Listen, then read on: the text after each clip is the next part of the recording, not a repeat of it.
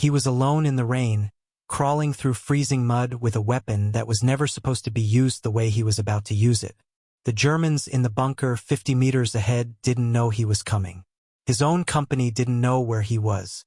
Command had given up trying to take this position hours ago. Artillery couldn't touch it.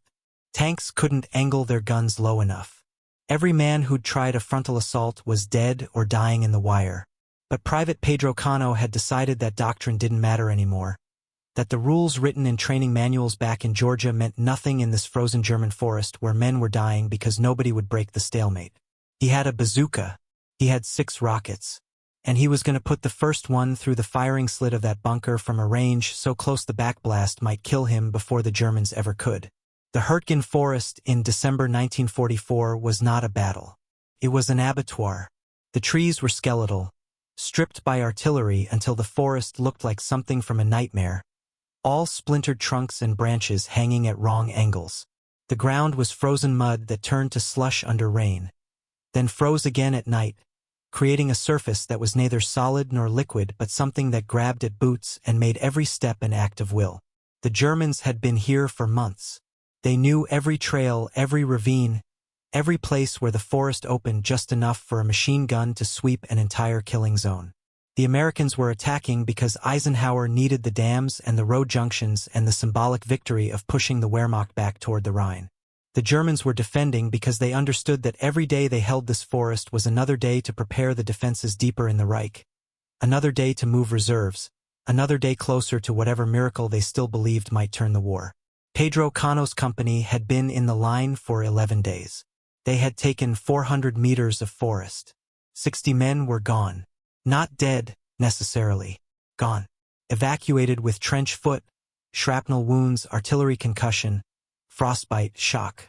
The replacements who came up to fill the gaps were boys who didn't know how to move through trees under fire, who bunched up when they should have spread out, who froze when they should have moved and moved when they should have been still. Cano had stopped learning their names. It seemed cruel to memorize something you'd need to forget within a week. He had been born in Edinburgh, Texas, in a place where the horizon was flat and endless and the sky went on forever. The Hürtgen was the opposite of everything he knew. The trees closed in overhead like a roof. The fog settled into the ravines and never lifted. You couldn't see 30 meters in any direction. Distance became meaningless. The war compressed into what was directly in front of you, what was behind the next tree, what was hidden in the next fold of ground. Cano was 24 years old. He was short, compact, built like someone who'd spent his life working with his hands. Before the war, he'd done construction, farm work, whatever paid.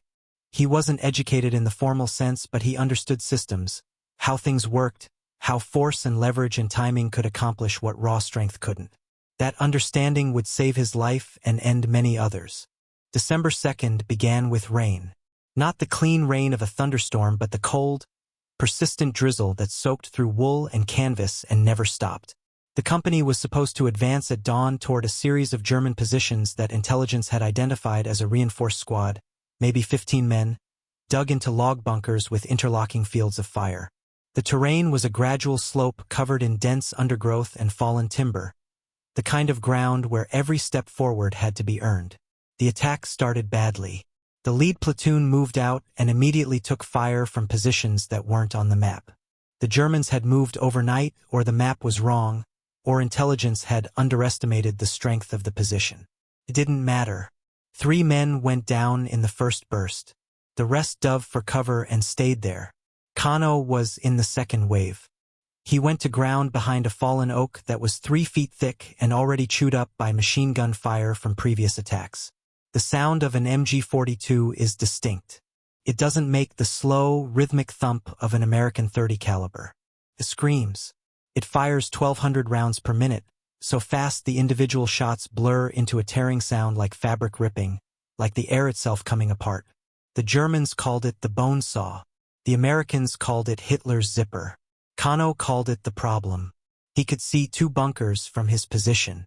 They were well constructed, built into the reverse slope of a small rise so artillery would overshoot and tank fire would ricochet off the logs and earth unless you were directly in front of them, which meant standing in the kill zone.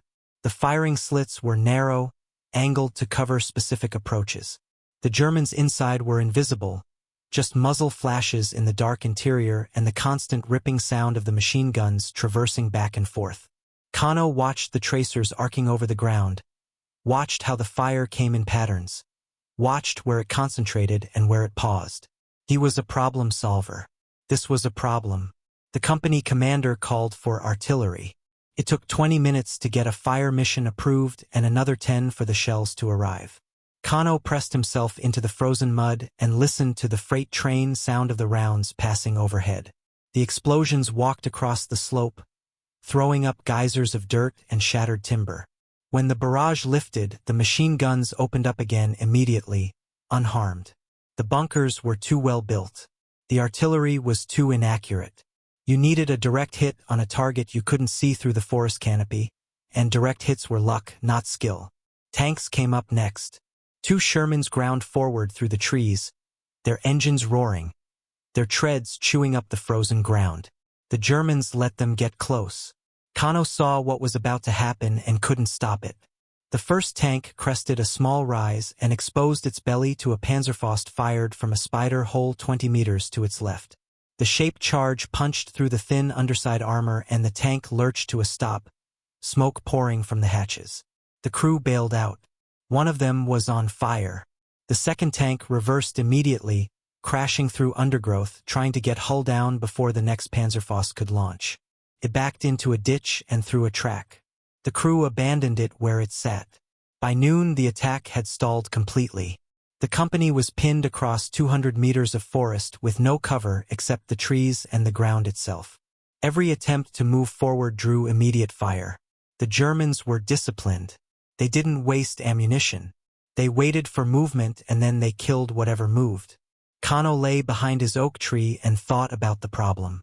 The bunkers had to be destroyed. Artillery couldn't do it. Tanks couldn't do it. A frontal assault would be suicide. But someone had to do something because staying here meant dying slowly from exposure and attrition, and retreating meant doing this all over again tomorrow. He thought about the bazooka. The M1A1 bazooka was designed to kill tanks. It fired a 3-pound rocket with a shaped charge warhead that could penetrate 4 inches of armor plate at 100 meters. It was not designed for bunker assault. The rocket was slow, the trajectory was arcing, the accuracy was marginal. Doctrine said you fired it from cover at range and then moved immediately because the backblast created a smoke signature that drew every enemy weapon in sight. Doctrine said a lot of things. Cano had read the manual. He'd also spent the last 11 days watching Doctrine collide with reality. He crawled back to where the weapon squad was dug in 30 meters behind the line. The bazooka team was there, 2 men huddled under a shelter half trying to stay dry. Cano told them he needed the launcher and all the rockets they had. They looked at him like he was insane. The bunkers were too close for the bazooka. The backblast would give away his position. He'd never get a second shot. Cano didn't argue. He took the launcher and 4 rockets and crawled back to his position. Then he waited. The rain continued. The light began to fade. The Germans kept firing in short bursts, not constant anymore but regular enough to keep everyone pinned. Cano watched the patterns. He timed the intervals. He studied the ground between his position and the nearest bunker, mapping out the route in his mind, identifying the folds in the terrain, the fallen logs, the shell craters that might provide momentary cover. It was 50 meters. In open ground, you could run that in 7 seconds. Here it would take an hour if he wanted to live. He moved at dusk. The first 10 meters were a crawl, flat on his belly, using his elbows and knees to pull himself forward. The bazooka cradled across his forearms. The mud was freezing. It soaked through his uniform until he couldn't feel his legs. The weight of the launcher and the rockets in his pack made every movement exhausting. He moved 6 inches at a time, pausing between movements to listen, to watch, to make sure the Germans hadn't spotted him. The light was failing but not fast enough. He could still be seen if anyone looked directly at him. 20 meters out, he reached a shell crater half filled with icy water. He slid into it and lay there, breathing hard, listening to his heart hammering in his chest. The machine gun fired a burst over his head. He heard the rounds cracking through the branches. He heard voices from the bunker, German voices, talking calmly. They had no idea he was there. He moved again. 30 meters. The ground rose slightly, a small fold that put him in defilade from the bunker. He used it, crawling along the dead ground, getting closer. He could see the bunker clearly now. It was built into the hillside, logs layered with earth. The firing slit a horizontal gap maybe 8 inches tall and 3 feet wide. The barrel of the MG-42 protruded from the gap, traversing slowly back and forth. He could hear the gun crew inside talking, hear the metallic sounds of a belt being loaded. 40 meters. The Doctrine said a bazooka needed 100 meters of standoff to be effective. The rocket needed distance to arm, to stabilize, to achieve proper trajectory. Firing from 40 meters meant the rocket might not even arm before impact. It also meant he couldn't miss. At this range he was point blank. The Germans would see the launch. The backblast would blind him and mark his position. He would have seconds to reload and fire again before every weapon on the line turned toward him. He didn't think about that. He thought about the mechanics. He extended the launcher. He loaded the first rocket, checking the electrical contact, making sure the fins were aligned. He braced the tube on his shoulder and aimed at the firing slit. The sight picture was almost too easy. He could see the machine gun barrel. He could see movement inside the bunker. He exhaled slowly, steadied his aim, and squeezed the trigger. The rocket motor ignited with a whoosh and a blast of flame that shot backward 3 feet and turned the air around him into superheated gas. The rocket streaked forward, covering the distance in less than a second, and punched through the firing slit before detonating inside the bunker. The explosion was muffled, contained by the logs and earth, but the effect was immediate. The machine gun went silent. Smoke poured from the firing slit. Someone inside screamed. Cano didn't wait to see the result. He rolled to his left, putting a fallen log between himself and the bunker, and started reloading. His hands were shaking from adrenaline and cold. He fumbled the second rocket, nearly dropped it, forced himself to slow down and seat it properly. The Germans in the other bunkers were firing now, sweeping the area where the backblast had originated, but they were shooting high, anticipating that he'd fired from farther back. He stayed low, finished reloading, and crawled to a new position 10 meters to the right. The second bunker was 45 meters away, angled to cover the approach the first bunker had guarded. The crew inside had seen the rocket launch. They were traversing their weapon, searching for him. Cano raised the launcher, aimed, and fired before they could locate him. The rocket hit low, impacting the logs just below the firing slit. The shaped charge punched through and detonated inside. The machine gun stopped firing immediately. 2 bunkers down. 4 to go. The Germans were reacting now. Mortar rounds started falling, walking across the slope, trying to bracket his last known position. Cano crawled forward through the explosions, using the smoke and confusion as cover. He was beyond thinking now, running on training and instinct and the certainty that stopping meant dying. He moved to the next piece of cover, loaded the third rocket, identified the third bunker, and fired. The rocket hit the firing slit dead center. The bunker exploded from the inside, the roof lifting and collapsing in a shower of dirt and splintered logs. He was out of rockets.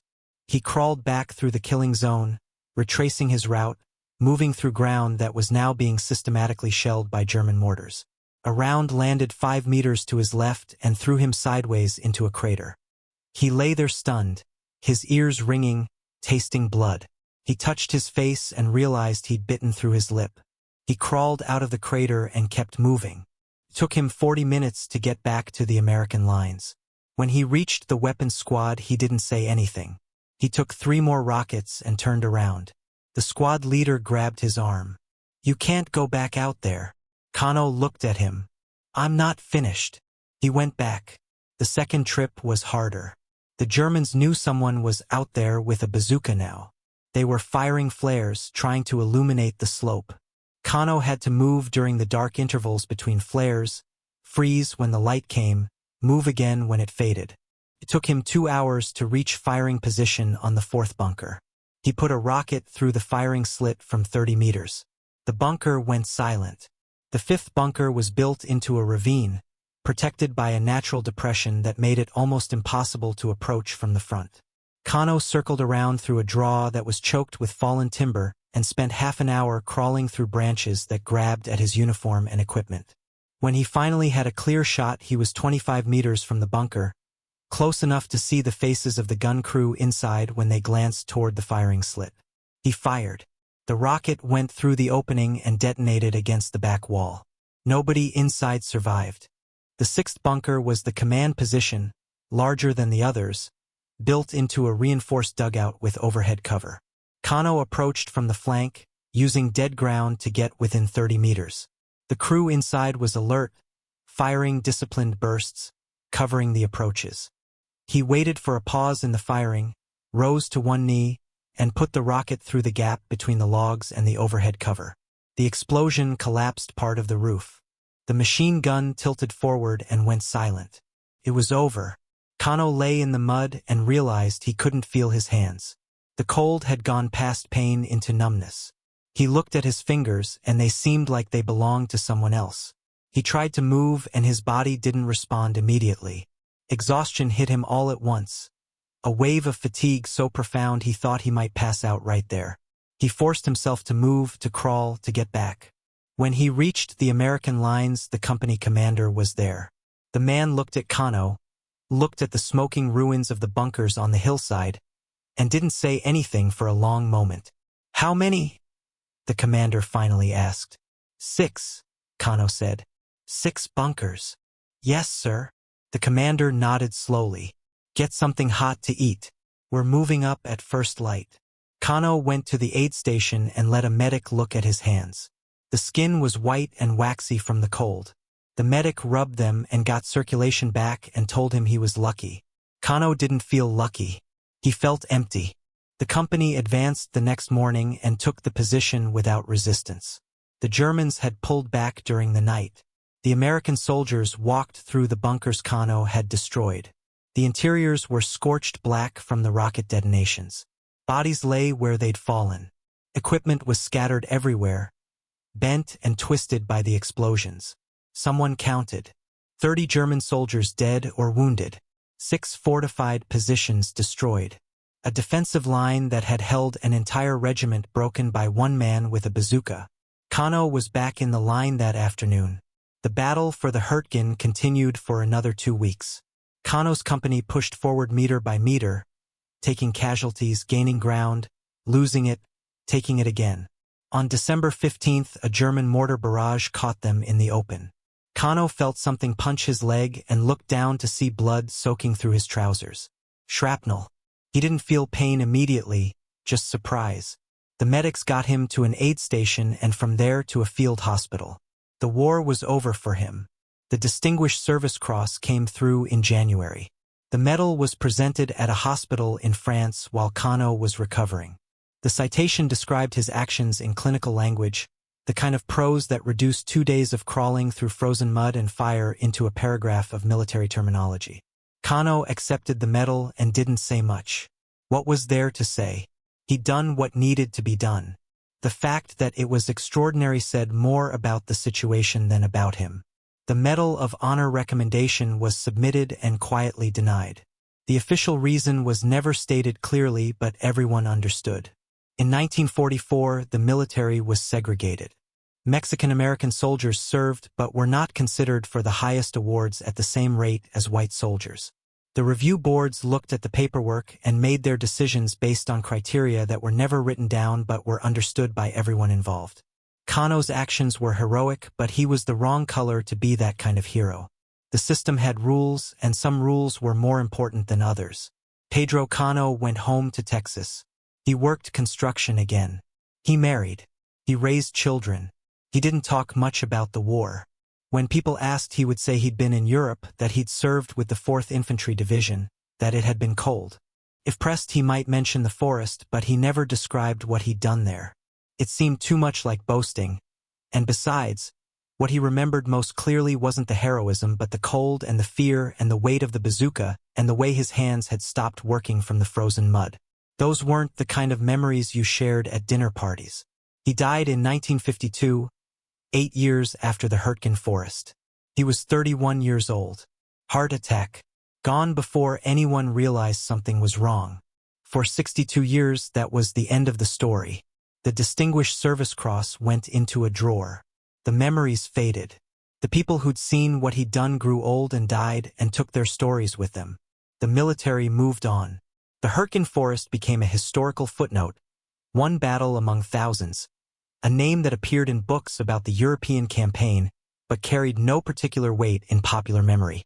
Pedro Cano became a name in a casualty list, a soldier who'd served and died young and been forgotten. Then, in 2014, the Department of Defense began a review. The Valor 24 review was initiated after decades of advocacy by veterans groups and historians who'd noticed patterns in the award records. They noticed that certain soldiers, primarily African American, Hispanic, Asian American, and Jewish soldiers, had received medals that seemed inadequate given the documented facts of their actions. The review focused on soldiers who'd received the Distinguished Service Cross during World War II, the second highest award for valor, to determine if some of those awards should have been medals of honor. The review was exhaustive. Researchers examined after-action reports, witness statements, German records, anything that could corroborate or contradict the original citations. Pedro Cano's file was thick with witness statements. The men who'd been there, the ones still alive, remembered. They remembered watching him go forward alone. They remembered the explosions on the hillside. They remembered the German positions going silent one by one. They remembered that the company had been pinned down for hours and that after Cano came back they'd advanced without resistance. The documentation was overwhelming. The original decision to deny the Medal of Honor had been wrong, not on the facts but on the criteria used to evaluate those facts. On March 18, 2014, 70 years after the battle, Pedro Cano's family received the Medal of Honor at a ceremony at the White House. His daughter accepted it. She was elderly by then, her hair white, her hands shaking as she held the medal her father had earned when she was 2 years old. She'd grown up without him, without the stories, without understanding what he'd done in that German forest. Now she stood in the East Room and listened to the president describe her father's actions, and she tried to reconcile the man in the citation with the man she barely remembered. The medal came with a citation that described the battle in detail, the bunkers, the bazooka, the 2 days of crawling through fire. It described how Private Cano had single-handedly broken a defensive position that had stalled an entire division's advance. It described the 30 German casualties, the 6 destroyed bunkers, the courage required to close to point-blank range with a weapon that broadcast your position with every shot. It described competence under pressure, initiative in the absence of orders, willingness to accept risk when the alternative was stalemate. What the citation didn't describe was what it felt like to be that cold, that scared, that certain you were going to die, and to move forward anyway, not because you were fearless but because you were more afraid of what would happen if you stayed still. It didn't describe the weight of responsibility, the knowledge that men were dying because nobody would solve the problem, and you had the skills to solve it even if the solution might kill you. It didn't describe lying in frozen mud for an hour, timing machine gun patterns, calculating angles, preparing to do something that Doctrine said was impossible. Those details weren't in the citation because citations describe actions, not the internal process that generates actions. But the actions were enough. Pedro Cano's tactics were later studied at the infantry school at Fort Benning. His use of the bazooka at close range became a case study in adaptive weapon employment, in understanding that Doctrine provides guidelines but reality provides problems, and sometimes solving problems requires thinking past the manual. His decision-making process, the patient observation, the careful approach, the willingness to take calculated risks, became teaching points for officers learning how to lead in combat.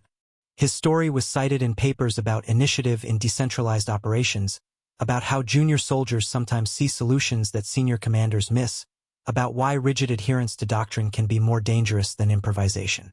The Hürtgen Forest campaign is still studied as an example of how not to fight a battle. The casualty rates were catastrophic. The gains were negligible. The tactics were inflexible. The terrain favored the defender so completely that every attack became a bloodbath.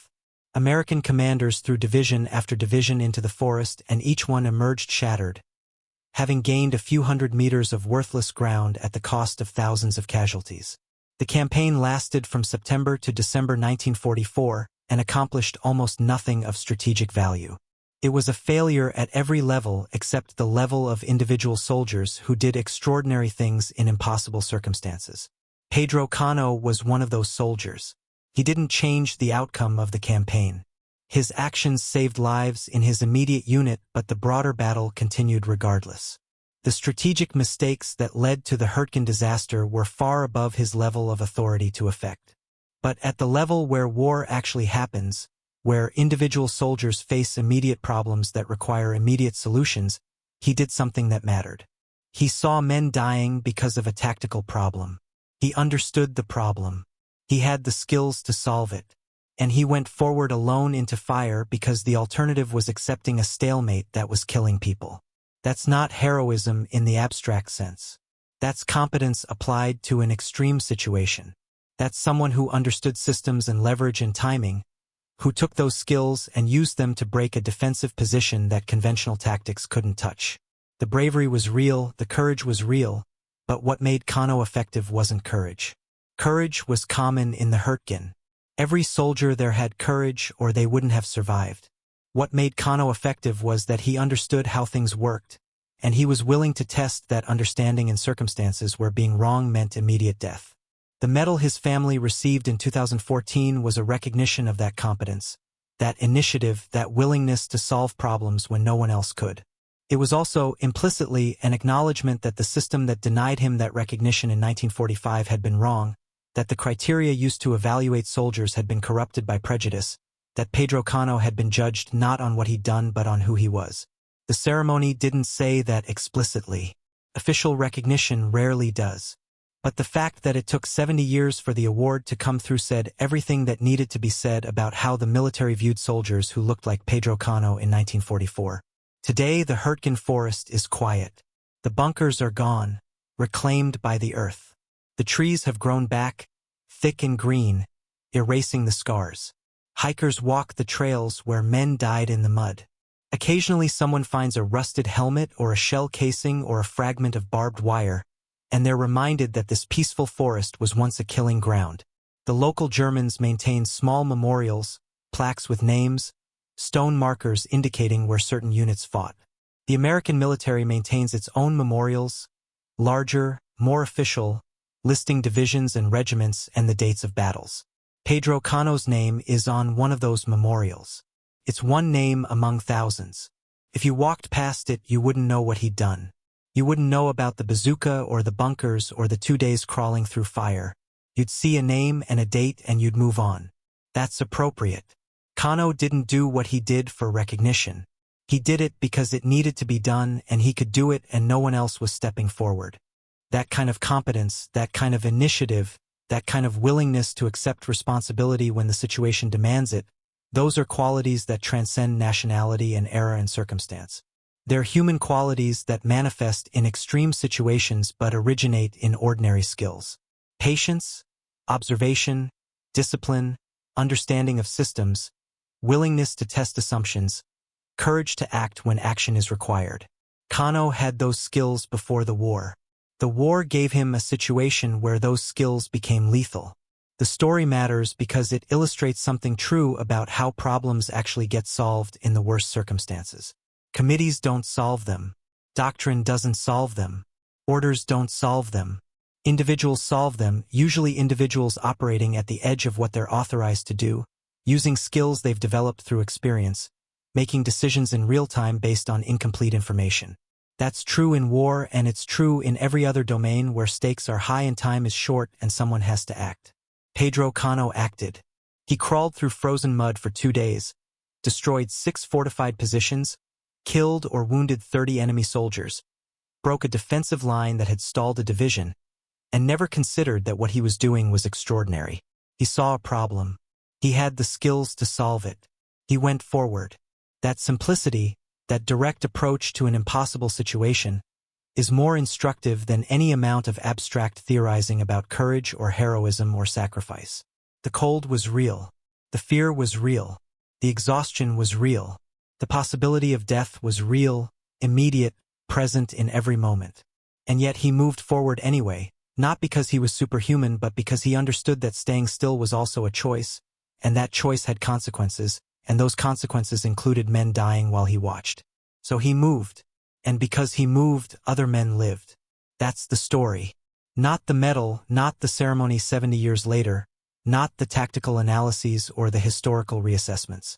The story is a man lying in frozen mud in a German forest, his hands numb, his uniform soaked, watching machine gun fire tear through the trees, making the decision to move forward into that fire because someone had to and he could.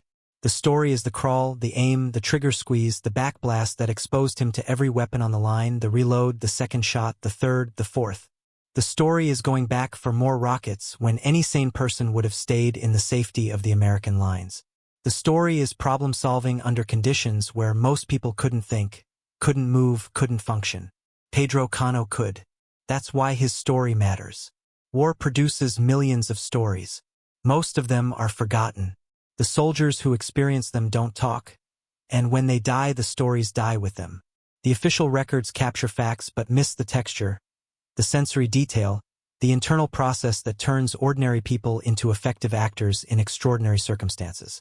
We lose that knowledge every generation and have to relearn it at enormous cost.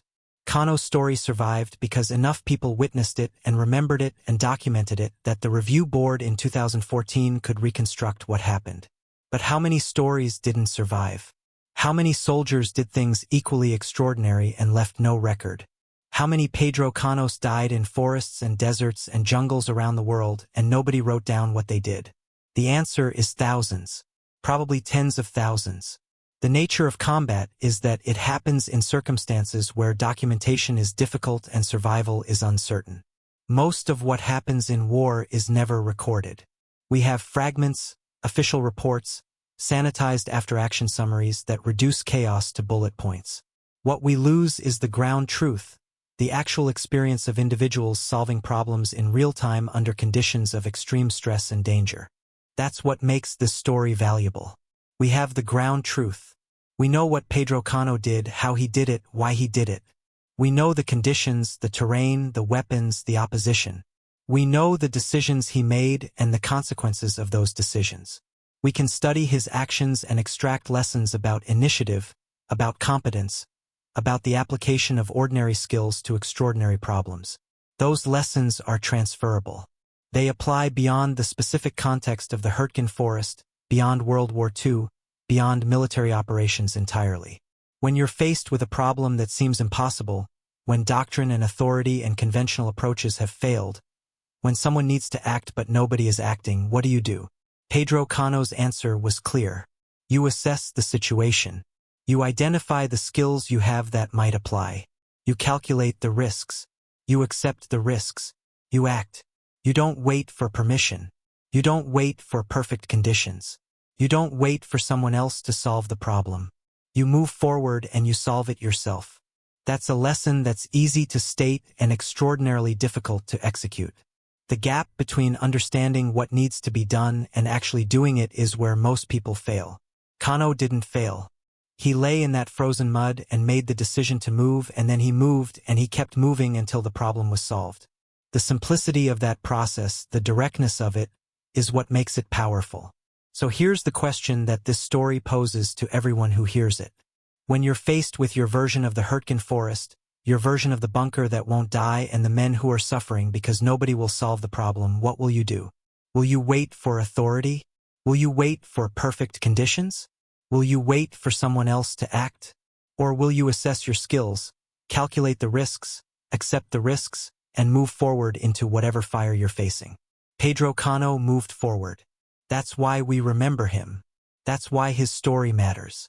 Not because he was superhuman, but because he was human, competent, disciplined, and willing to act when action was required. Those qualities don't require genetic gifts or supernatural courage. They require practice, preparation, and the willingness to test yourself when the stakes are real. The Hürtgen Forest is quiet now. The bunkers are gone. The soldiers who fought there are nearly all dead. Pedro Cano has been gone for 70 years. But the lesson remains. Problems don't solve themselves. Authority doesn't always act. Doctrine doesn't always apply. Sometimes, in the worst circumstances, someone has to move forward alone, using whatever skills they have, accepting whatever risks the situation imposes, and solve the problem that everyone else has decided is impossible. If you found value in this story, If it made you think about competence and initiative and responsibility, I'd ask you to subscribe to this channel. These stories matter. They're being forgotten faster than we can preserve them. Every thumbs up helps ensure that more people hear about soldiers like Pedro Cano, people who did extraordinary things and received recognition only decades later, if at all. And I want to hear from you. In the comments, tell me this. If you were in Pedro Cano's position, pinned down in that forest, watching conventional tactics fail, knowing that men were dying, would you have had the clarity to see the solution and the courage to execute it? Because that's not a historical question. That's a question about who you are when the stakes are real and nobody else is acting. Think about it. Answer honestly. And remember that Pedro Cano wasn't special when he arrived in that forest. He became special because of what he chose to do there.